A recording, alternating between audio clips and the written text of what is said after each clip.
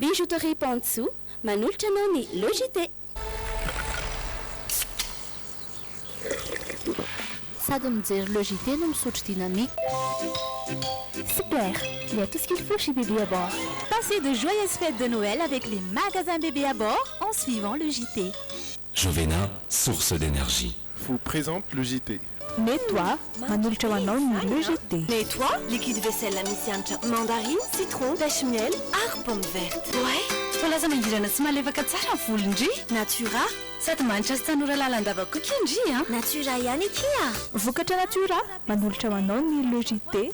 Sardine efa fampiasantsika amin'ny andavanandro sy ny andro fety ny sardine Julie. Sardine Julie, ça vous donnera toujours envie. Sardine trésor. Manomboka ny logité miaraka amin'ny sardine trésor. Amin'ilay tiako be. Plus bonjour, je suis Tika Tiaby, manolotra anao ny logité. Bonjour.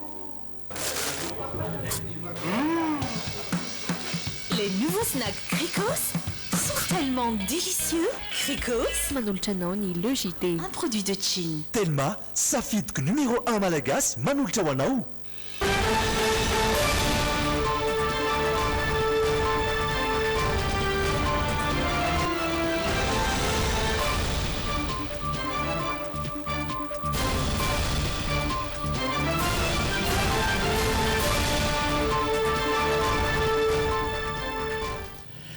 Tompoko ary tonga soa indray atao anatin'ny fotoana ny fampalalam-baovao ny Jumina ny logité izany amin'izao takariva ny alatsinainy fa fito ny volana janoary izao anaraka ireo lohatenim-baovao isika.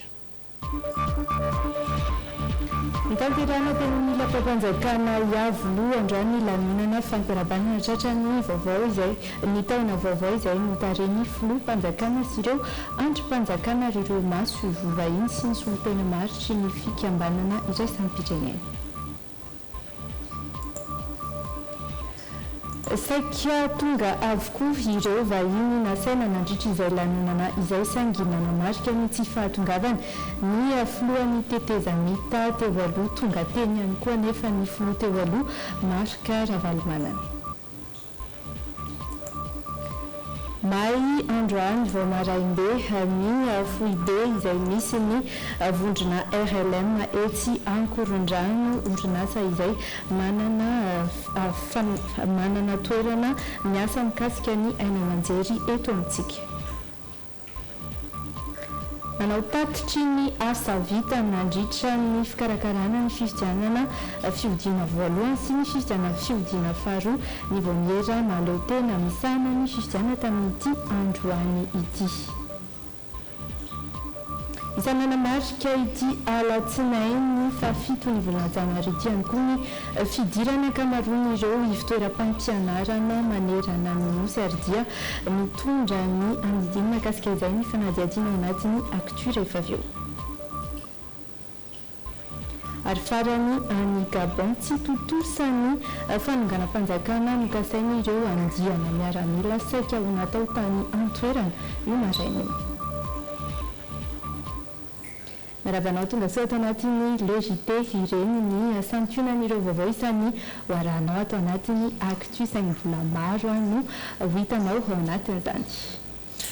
Anaraka ny karazana vaovao misy ny fanatanjahan-tenintsika amin'ity takariva ity misy ihany koa ny zanam-pandarana maro samihafa izay hoarahantsika fa zao aloha dia nomboka ny vaovaontsika ny la une sy ny actu.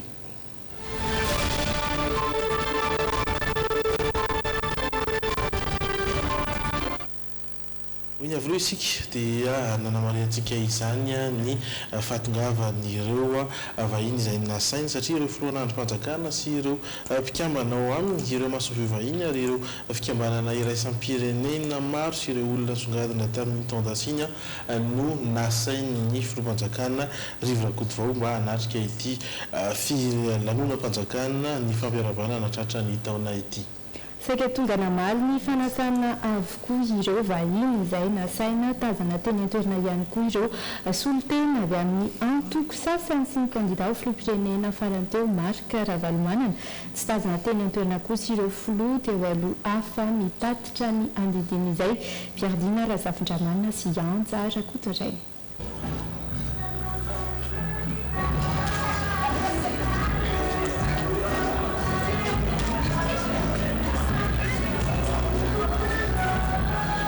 Saikatazana teny amin'ity lanonam-panjakana ny fampiarabany ny filoham-panjakana Rivo Rakotovao tamin'ireo andrim-panjakana ity avokoa ireo lehibeana andrim-panjakana malagasy toy ny solitena ny filohan'ny Antenimierandoholona sy ny filohan'ny Antenimieram-pirenena. Nanamarika izany kosa ny tsy nahatongava ny Prime Ministre lehibe ny gouvernemanta Tsay Christian fa ny Ministry ny fiarovam-pirenena ny Jeneraly Ralasorofo Nirina Benik Xavier no nisolitena azy sy nandray fitenenana tamin'ny anarany ny gouvernemanta. Tsy fantatro fa mena andraikitra hoe dia niraisiko ny andraikitra mamanamboninahitra jeneraly anahy. Tetsekila dia saika tonga nanatrika ity lanonana ity avokoa ireo maso ivovahiny sy ireo solitena maharitry ny fikambanana iraisam-pirenena. Raha jerena amin'ny endrika politika indray ny lanonana androany dia nanamarika n'ireo vahiny nasaina ny fahatongava ny kandida ho filoham-pirenena Marc Ravalomanana sy ny vadiny. Nambarany tamin'izany fa zava-dehibe ny fihaonana tahaka izao mba ahafahana mirahina. Tena faly antonga eto afaka nanatrika ny invitation izay nataon'ny président Rivo Rakotovao ity ary matoky sy mino aho fa hitondra soa sy fanambinana antsika ty taona 2010 sy 2010 ity minonareo fa tsy maintsy voaka foana marina foana.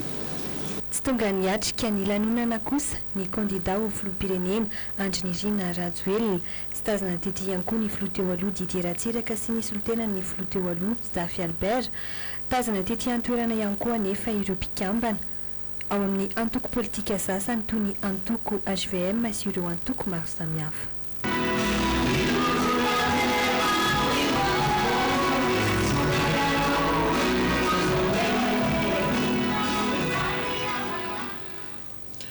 Fa raha tamin'iny maraina iny dia nisy ihany koa nisy kabary izay nifanimbiasana sy ny lahateny izay nifantimbiasana tamin'izany nisy ary nisy famenona sy ny fampasahivana ireo zava-bita tamin'iny tondasiny izay nataon'ny filoham-panjakana Rivo Rakotovao.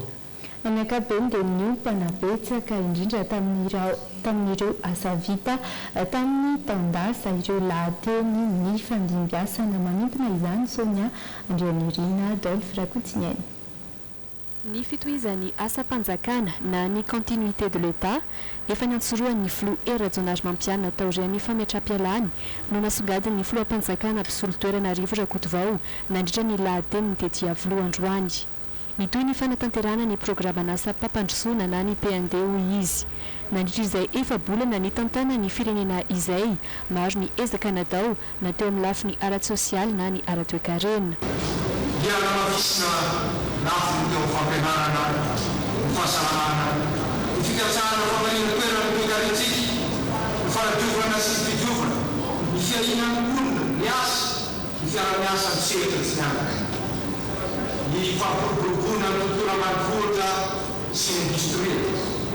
Ny farangana fotodrafitrasa fototra tamin'ireo setra samihafa, lalana, sekoly, hôpitaly, seranam-piaramanidina, seranam-batsara sy ny sisa mahotoana amin'ny fampandrosoana. Fanamboarana miaraka amin'ireo setra tsy nianaka, ny fotobe famokarana herinaratra azo avy amin'ny mofo madio sy azo avôsy la transition énergétique. Fanamboarana napetraka ireo mananatsika vaonana maharitra amin'ny famatsiana herinaratra sy ampitomboana isan'ny mponina isank'izany. Ary lany rehefa matipaty izany, marina fa mbola tsy hitatsika androany akory mivokatra izany, ezaka goavin'izany amin'ny lafina sangy misy manatena isika fahoana kely ao dia ho azo tapahitana sahady izany. ankoatr'ireo dia isan'ny mampiavaka ny taona 2024 ihany koa raha teo amin'ny sehatra ny fanatanjahantena ny fandraisan'ny ekipa pirenena malagasy sy anjara amin'ny kanina 2024 ho an'ny taranja baolina kitra izay voalohany teto amin'ny tantara-pireneny. Niompana tamin'ny asa vita ny gouvernemanta kosa ny lahateny ny ministry ny fiarovam-pireneny ny général de corps d'armée Rasilofnirina Beny Xavier izay nisolitena ny prime ministre Antsay Christian. Teo ny mikasika ny sehatry ny fahasalamana, ny ady amin'ny kolikoly sy ny ady amin'ny tsy fandriam-pahalemana ary ny asan-dahalo. Musikanty manokana ny fanavatsonia teo anivy ny parlemanta ny fanoarana iraika amin'ny dimampolo amby zato momba ny fandraisana aratasy eo anivy ny asa-panjakana. Convention numéro 151 sur les relations de travail dans la fonction publique. Zay comportement no nikakina azy. Apetraka isaky ny fahatamina rehetra ny tanto filaminana nanamafisana ny aby amin'ny asan-dahalo. Hitantsika rehefa naparitaka ireny ny fiarahamonina ireo mpitandro amin'ny filaminana hisoroana ny asambolana sy ny fampirohoroana. Paikady nanamafisana ny fandriam-pahalemana ny fotony izany mba hamelenana ny filaminam-bahoaka. Tsy mora ny fitambonana ny fandriam-pahalemana satria tsika ny lalana ny ratsy. Na dia somary voafehy aza ny kidnapping dia mbola nitory izany taty aoriana. Misy dirana vaovao napetraka teo anivy fitondram-panjakana hanamafisana ny lana rehefa mipetraka.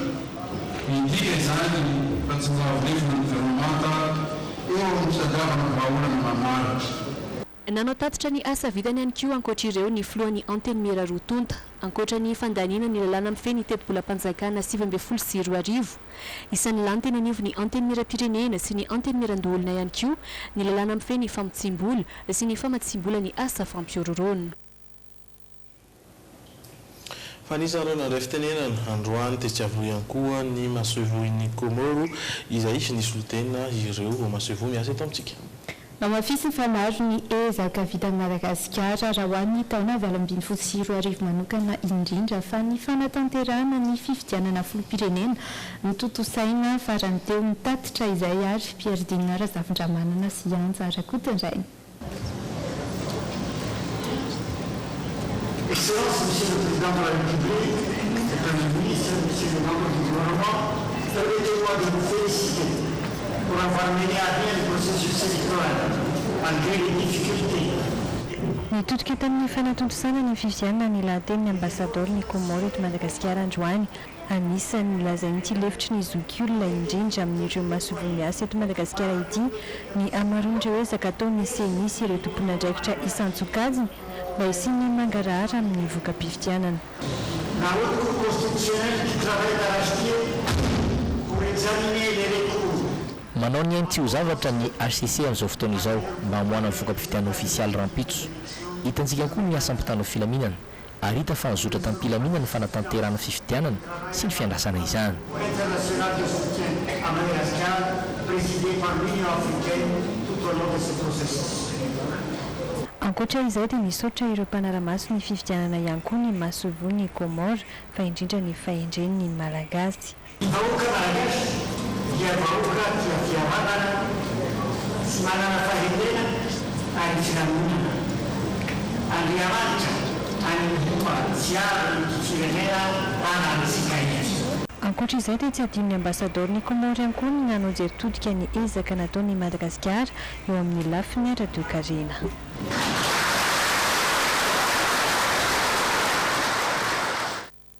Manaraka dokam-barotra sika ariviernety rehefa avy eo.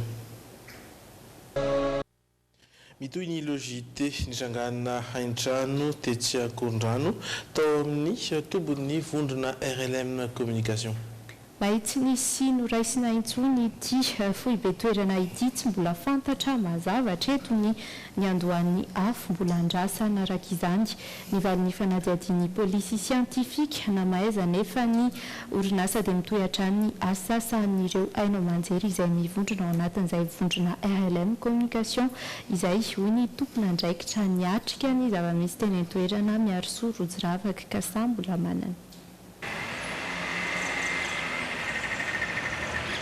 Toy izao hitantsika misary izao sisa ny hafarany ny trano be misy ny toeram-piasana ireo orinasa ainao manjery mifondrona ao anatin'ny RLM communication kilany avy tanteraka avokoa ny ankamaroan'ireo fitaovana rehetra tao amin'ity orinasa ity hatreto dia mbola tsy fantatra mazava ny miavian'ny hafa raha fitantaran'ny mpiambina tety an-toerana dia tokony ho tamin'ny iray ora maraina tany hoany no ny atomboan'ny firehetana tamin'ny 3 ora maraina kosa no tonga ireo tompona andraikitra tao amin'ny RLM communication efa nirehatra zany l izy zay zay vao tonga teto dia efa teto ihany koa moa zany ny pompier namon'ny afo tsy tena fantatra loatra zany hoe inona natonga an'izay afo zay efa tonga teo ny police scientifique dia miandro ny version officielle ny zareo zany zay vao afaka miteny hoe tena tamfiry exactement le zavatra no nanomboka le firehetana tsy kahatra tamin'ny zava-nisy tety an-toerana fa naharitra tokoa ny famonoana ny afo satria mbola hita ny tonatsetroka trany na dia efa nazava aza ny andro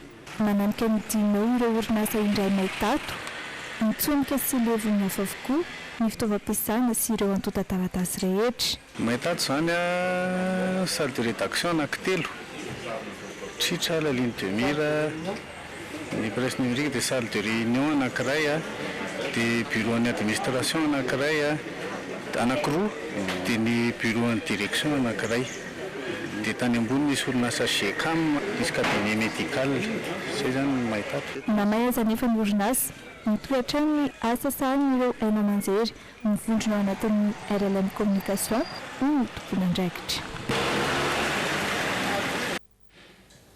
fa iverina eny avoloha isika satria ao anatin'izay dia nisy ireo kabary mikasika ny toedrara politika izay hitantaratra nandritra ny fandraisam-pitenenana ireo voatondro anatanteraka izany andahoarantsika avy hatrany ary ny fanehoan-kevitra taoriany ireo kabary ny fandimbiasana ireo sarobidy amin'ny fanamafisanorona ny demokrasia sy ny fandimbiasam-pahefana ny fifidianana izay totosa soma tsara farany teo iny hoy ny ministra ny fiarovam-pirenena ny général de corps d'armée rasofinirina Bénique Xavier izay nisolotena ny premier ministre Antsay Christian tamin'ny fandraisam-pitenenany na leo tena tanteraka ny senina andritra ny fifidianana hoy izy nisaotra ireo mpiara-miombonantoka nanampy arabola sy ara-teknika ny fifidianana ihany koa ny tenany soma tsara ny fifidianana rehefa Madagasikara sy Malagasy no nahavitana azy na dia eo aza ny sabovolo etseo dia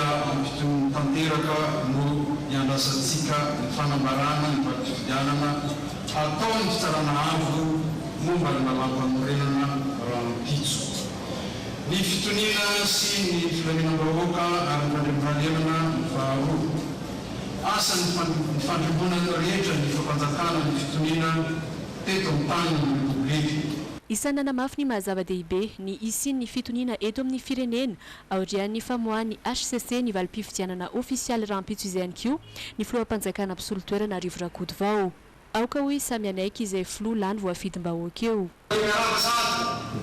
miaraba ny filohatsika zay olany eo naso reno aketriny ho anatin'ny fitoniana sy fitiraniana mianasantsika ny vita-pitsarana zay hoamarany fisarana avy malamparenany tsy hoe ingana vaovao ny fanoza am'izao fiavy mitona vaovao izao ny rosoatsika tantana vaovao no ampiramina indray ny fahefana ka zay party eo dia ketsika satria ametrahany marara-polimandry ny fanantenana atono araky ny etaeta piasa rapi-tenana ny izy nanana asa sy isanatana naneo hevitra ihany koa androany ny candidat fa 5 Marc Ravalomanana izay nanatrika ny lanonana tety Avoloha nambarany fa mahadoko tanteraka ny fitsarana avo momba ny lalam-panorenana ny tenany minonareo fa tsy maintsy voaka foana marina foana efa miantso sy midradradrada daholo ny olona rehetra tamin'ny filoam-piangonana tamin'ny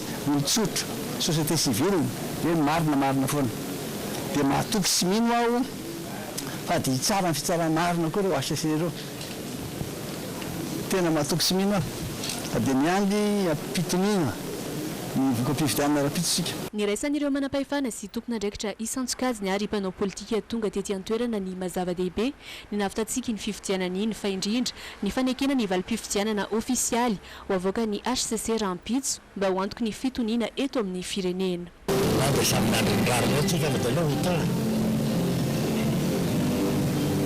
zay avoakany assession dia ho hitanao hatramin'izao ny tsy lahatra azy ao zany moatr'izay hoe ny fahamarinatoera ny filaminana satria efa tratorina loatra nyvahoaka malagasy zay no ijoroana fa dia ho hitantsika eo zany a ny fanapaha-kevitry ny assesseur apitso samy efa andraiky ny rehetra ary zay le hoe no amin'ny filaminana soasoa amin'ny firenentsika zay a dia tsy misy afa-tsy ny hoe fandraisana ny zay le izy hoe fametrahana ny zavatra marina ary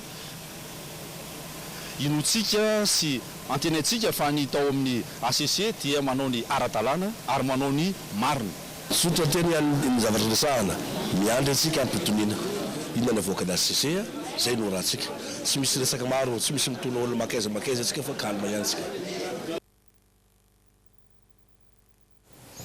fa nandray fiapetrana manokana ny sekoly manodidina ny kianjany 13 androany ny amin'ny lycée Rabe Arvely manokana dia tsy avoaka ny faritry ny sekoly ny mpianatra raha vao misy ny korontana raha ny zava-misy androany aloha ny lamany teny Analakely sy na dia tsy tafiditra teo amin'ny parvia aza ireo mpanao fihetsiketsehana teny an-toerana nanaraka akaiky izany ihany koa miarisoa Rojiravaka sy Doda Rajarinjato. Tsy lavitra ny kianjany 13 Mey toerana anaovana ny tolona ho an'ny fahamarinana no misy ny lycée Rabe Arvelo. Ny totaly 2,702 ny mpianatra ato. Mitoy ny fampianarana na eo azany hetsika an-dalambe, saingy misy ny fiapetra manokana raisin'ny sekoly ho fiarovana ny mpianatra mba tsy ampitantana ny ray aman-dreny. Analakely anisan'ny ahitanareo misy an'ilay fihetsiketsehana araka ny voalazanareo efa miomana ny amin'izany zany raha vao misy ny zavatra mitranga ny ankizy aloha zany raha vao misy ny hoe korotandrotana dia tsy afaka avoakana ivelan'ny faritra sekoly mihitsy raha misy ny sanatria ohatra ataontsika hoe taraiky ny fodin'ny ankizy dia tsy maintsy mandray andraikitra ihany koa zay ao anatrian'izay mampilaza ny ray aman-dreny.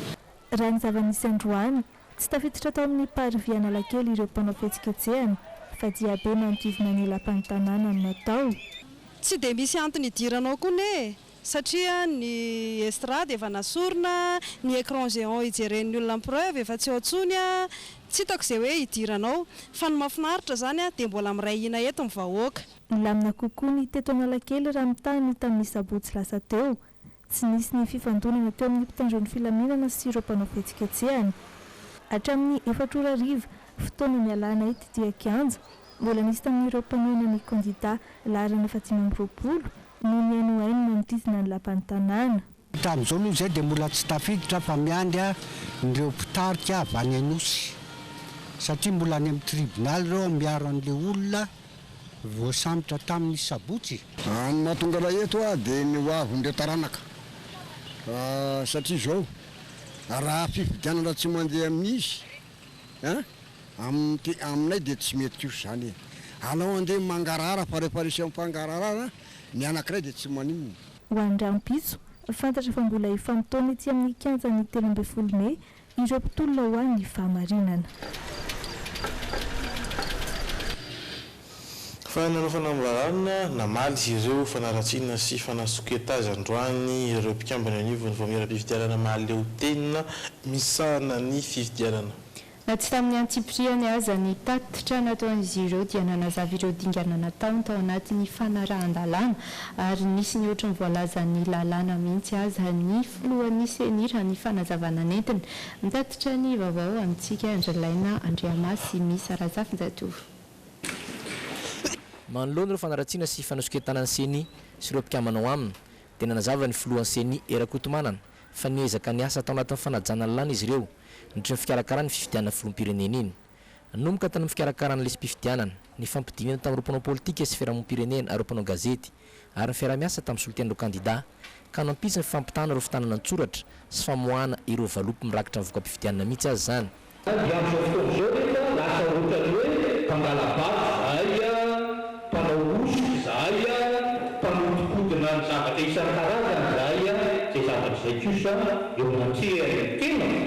Eo anatin'ireo olona rehetrarehetra miaraka amin'ny rehetra emaneny daholo ohatrany tsy mety zany dia zany fa eo fa raha ohatra ka misy zavatra tena iverentsika fa tsy mety dia io mbola olona tatatra le izy didiniana hoe inona le zavatra tsy mety dia tsaraitsika indray izy amin'ny manaraka izoandray zany no anaovana anazy amin'ny manaraka mioka ny rehelavana dia resaka politika ka ny zavatra miokany amin'ny resaka politika dia rehefa amboninay zany tsy ao anatin'ny resorinay zany ny resaka politika ny calcul politika ny katsikatso politika sy ny zavatra rehetra zay miokanay ny zavatray tanjony seniatra zay ka hatramin'izao ny tsy hirisontsika any amin'ny savorovoro fa amin'ny fitoniana afa-po tamin'ny asa izay nataony seni tamin'ity fikarakarana fifidianana filompinana ity izy ireo sainay no milaza satria izany no marina fa tsy mbola nisy tamin'ny tantarany Madagasikara mikarakara fifidianana mangarahara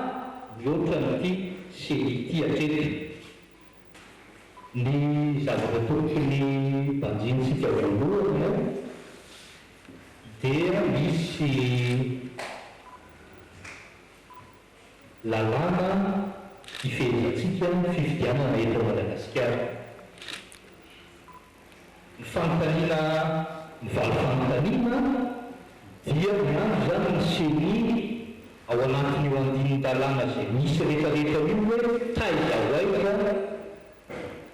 tao anatin'le lalàna zany no violen'ny seni eolan'izay io zany ny zavatra anankiray voalohany na izany dia naiky ny seni fa nisy ny lesoko kanila zany ny andraisana lesona anatsarana fikakarana izay fitianana mbola ho avy amoaka ireo lesoko ireo ny seni amin'ny efatra ambopolo janaora avy izao farany dia niantso ireo tena hitandrazana seni mba hampanjaka amin'ny fandeferana sy fanajana ka hijery ny tombontsoa ambon'ny firenena fa tsy hanantoko na hanolo-tokana fa efa vonona tanteraka ny eo amin'ny fitsarana avy momba ny lalam-panorenana amoaka ny vokatra ofisialy amin'ny fifidianana filoham-pirenena Rapitso izana ny ampangararana izany tamin'ny fomba rehetra raha ny fanambarana nataon'izy ireo nanome tokosany avy ao anivon'ny prefektura ny tanàna mikasika ny fandriampahalemana mandritry ny andro rahampitso izay hamoahana amin'ny fomba ofisialy izay vokatra farany izay raha piso mamoaka amin'ny vokatra ofisialy mikasika amin'ny fifidianana filoham-pirenena ny fitsarana avy momba ny lalam-panorenana maro ireo zavanitranga talohan'izao fotoan'izao nanao fihetsiketsehana ny mpomba ny ravalomanana teo ihany koa ny fitoriana izay napetraky ny kandida rotota sy ireo olon-tsotra nisy raha teo ny fanambarana navoaky ny SCC manoloana izany namafisy ny SCC fa izy ireo no misahana amin'ny fanaraha-maso amin'ny fangararan'ny fifidianana nasy-panadihadiana manokana ireo fahadisoana tamin'ny fanosana sy ny olana nametrahana fitoriana maro nandritry ny andro ny fandatsaham-bato amin'ny olana izay heverina ho tena goavana nisy ny fidinana ifotony teny amin'ireo toerana nisy ny birao fandatsaham-bato ny trangana izany manandanja ny safidin'olom-pirenena ho hiatrano ny fanambaran'ny SCC ny fanodikodinana ny safidim-bahoaka lainga fanalam-baraka fampelezana vaovao tsy marina rehetraketraka maro samihafa dia tsy afaka anova ny asa iandraiketany tsy miandana amina kandida manokana na atoko politika na vondron'olona na atoko-pinoana ny SCC fa manao ny asa ny ankalalahana tanteraka hisoroana izay mety hitranga Rapitso manamafy ny avy eo anivo ny prefektura n'Antananarivo renivohitra fa ho amafisina ny fitandrona ny filaminana hoentitra ny fiapetra raisina ho an'ireo mandika ny lalàna ka hitarika izay mety ho endrika fanakorontanana Rapitso zany efa mofara no miandraikitra azy dikan'izay mofara zay dia farafara tsy ny doublé zany ny effectif sur terrain misy zany ny tena hoe sécurité rapproché zany le mpiambina tena ao anatiny dia misy aty ivelany manao sivana sy manakana ny olona sy sanatriany zany manana toe-tsaina hafahafa anakorotanao zany dia misy aty ivelany eto zany dia mampitandrina an'ireo mieritreritra anakorotana zany fa misy fepetra enjana be ho raisina Rapitso io tonga dia mazava be fa raha vao manakorona tonga dia fisamborana ary tena mandeha penal avy hatrany raha tsy aivina nitahika tamin'ny salanisatra amin'ny 5 ny kandida larana fa 13 raha mivokatra vonjomaika navoaka ny seni ny farany volana desambra teo ny tsipaky izany ny avy amin'ny kandida laharana fa 20.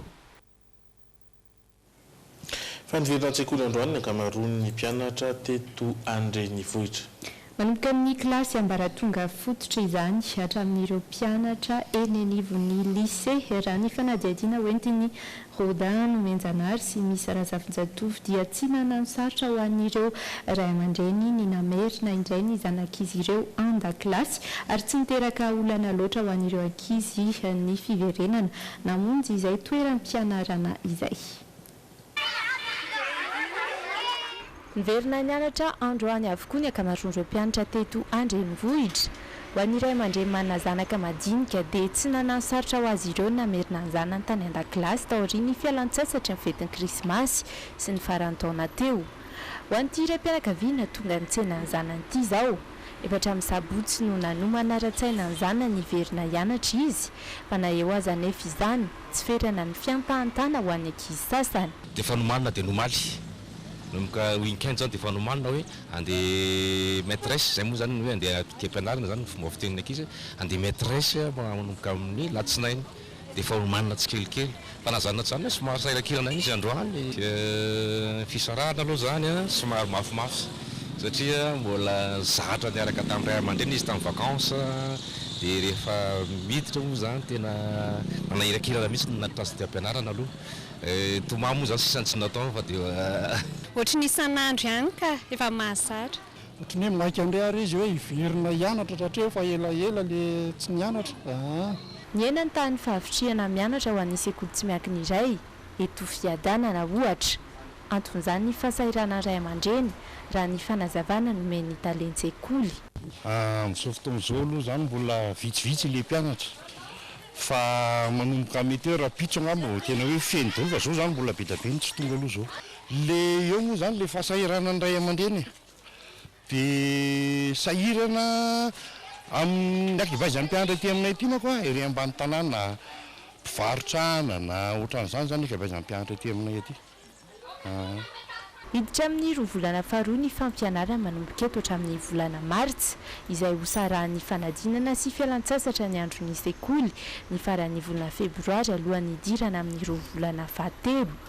Raha ny fandaharam-pampianarana kosa dia tsy miova ny fanadinam-panjakana hatreto fa ny fahatelon'ny volana septambra no anatanterana ny fanadinana CEPE ary ny 13 hatramin'ny 14 septambra kosa ho an'ireo izay hiatrika ny BEPC.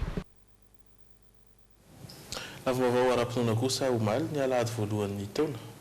Ny alahady voalohan'ny taona izay nomariny fiangonana miara manompo ihany koa amin'izy ireo dia taonan'ny fahafenona ity taona 2020 sy 2020 ity ny fiangonana izay ankalaza ihany koa ny 10 taona nijorony.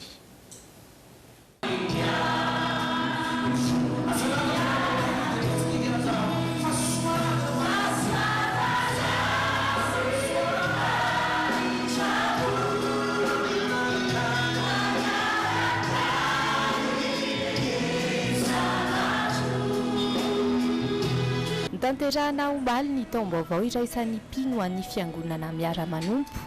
Teny amin'ny miara-manompo Foibe Ampasapito no nanaovana ny fiarahamonina-bavaka.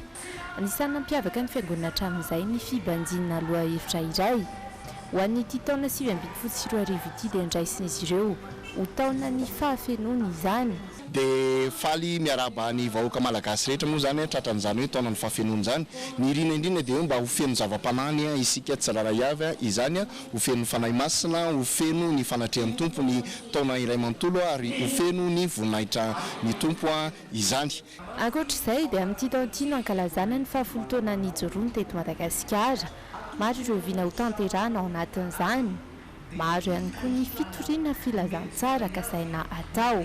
Ao anatina fankalazana ny 10 taona anao hetsika maro be dibe tokoa ny fiangonana miara-manompo rehetra na ny Antananarivo moa zany na ny zanam-piangonana fa ny tena fototry ny hetsika dia ho fitoriana filazantsara fampitomboana ny olombonjena zany. Marina fa efa mivelatra sy miparitaka amin'ny faritra maro manerana nosy ny fiangonana miara-manompo amin'izao fotoana.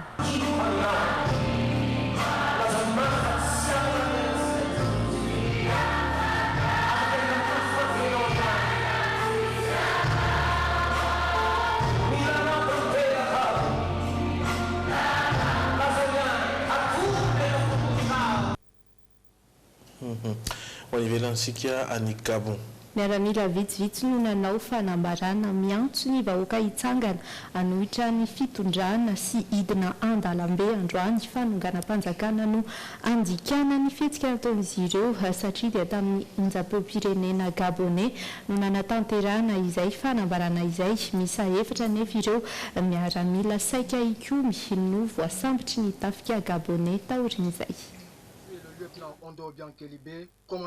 Tao amin'ny onjam-peo-pirenena Gabonais no nanao fanambarana miantso ireo olo-pirenena hitroatra sy hidina andalambe tsy hanan-kitsony ny fitondrana tarihan'ny Ali Bongo Ondimba ireto miaramila misary ireto. Izy ireo izay miaramila avy amin'ny garde républicaine ny antoerany ary manana ny galona commandant lefitra ny iray izay mamaky ny afatra. Tonga ny andro nandrasana izay nanapahany tafika hevitra iarahana amin'ny vahoaka mba hiarovana ny Gabon tsy ho latsaka andavaka. Ninona ataonao amin'izao fotoana? Aza noho izany fa andao hitsangana ho toy ny olona iray ihany. Fezo avokoa ny lalana rehetra. Taorian'ny fanambarana dia tonga teny an-toerana avy hatrany ny tafika Gabonais ary nanakatona ny lalana rehetra ny azo ity haino amanjerim-pirenena ity. Raikitra ny fanenjehan'ireo andiana miaramila mitarika ny fikomina ary nisy mihitsy ny pobasy tao anatin'izay raha ny fampitam-baovao. Voasambotra ireo efatra tamin'izy ireo raha toka tafaporitsaka ny iray. Ny 3 Desambra lasa teo no nahainoana farany ny filohan'ny Gabon tamin'ireo haino amanjery any an-toerana nandritra ny firarian-tsony vahoakany. Amin'izao fotoana mbola manohy ny fitsabotenany any Maroc Ali Bongo no ny fahatapahany lalandrana azo azy tato anatin'ireo volana izao. Fa efatra taona taoriny ny tsikafona ny raharaha mahavoaroroy pretra frantsay ho mpanadala zaza tsy ampy taona dia niatrika fitsarana andro any ihany koa ny Monseigneur Philippe Barbarin arcevêque ny Lyon cardinal izay enjehana no ny fanafenany eloka vitany pretra iray taon'ny diocèse izay notantanany ampolon'ireo nitoriny cardinal Barbarin no izay fanginany izay. Le cardinal Barbarin a-t-il... Iray tamin'ireo olona 5 mpikambana tao amin'ny diocèse ny Lyon nijorona alohan'ireo mpitsara androany ny cardinal Barbarin. Samy anenjehana azy ireo ny fanginana sy ny tsy fandraisana andraikitra manoloana ny fanadalana zaza tsy ampy taona nataona pretra iray tao Lyon ny taona 20 tany ny farany ny taona 20 tany ho any. Feno hipoka ny efitrano nandraisana ny fitsarana ireo olom-piangonana ireo. Isan'ny antony mahaliana amin'ny raharaha ny toerana ambony misy ny cardinal Barbarin eo amin'ny fisoloana tena ny fiangonana katolika romana raha ho Frantsa. Izy dia isan'ireo efa novinavinaina tao anatin'ny listri'ireo cardinal azo atolotra hofidiana eo amin'ny fiketrahana masina. Manandanja ho an'ireo mpitory sy ho an'ny kristiana ao Lyon ity fitsarana ity satria heverina ahakasika ny fiangonana katolika amin'ny ankapobeny. C'est un aboutissement pour que voilà. Ny tranga tahaka izao dia entina ampahafantarina fa mila mamaly ny eloka vitany iny ireo nahavita nanao tranga mamenatra. Zava-dehibe izao tsy azo lavina mihitsy.